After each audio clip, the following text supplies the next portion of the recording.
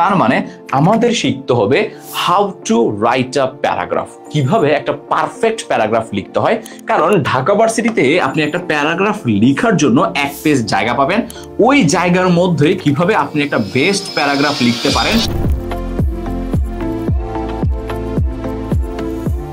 এইটা শুধুমাত্র যারা ঢাকা ভার্সিটির বি অথবা সি ইউনিটে পরীক্ষা দিবেন তাদের জন্য, বাকিরা মাথায় নিয়েন না, বাকিরা মাথায় নিয়েন না।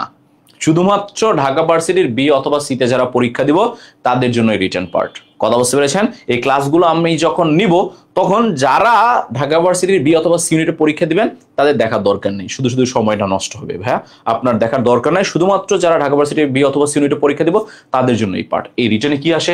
উইথ ক্লো উইদাউট ক্লো আসে, সেন্টেন্স মেকিং আসে, ট্রান্সলেশন আসে, থিম অথবা সামারি আসে যেটা হচ্ছে শুধুমাত্র মানবিকের জন্য আসে, প্রেসিজ আসে যেটা শুধুমাত্র বিজনেস স্টাডিজে আসে, আর হচ্ছে প্যারাগ্রাফ।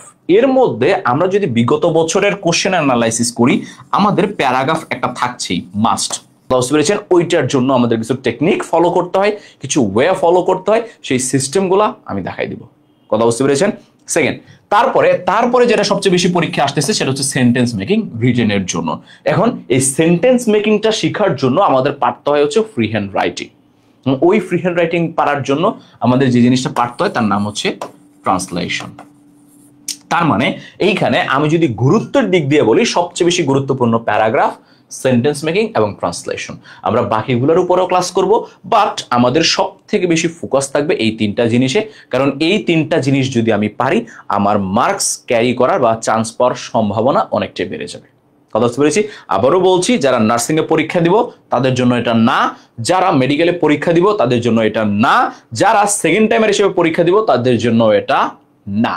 শুধুমাত্র ঢাকা ভার্সিটির বি এবং সিতে যারা পরীক্ষা দিব তাদের জন্য হচ্ছে এই রিটেন পার্ট।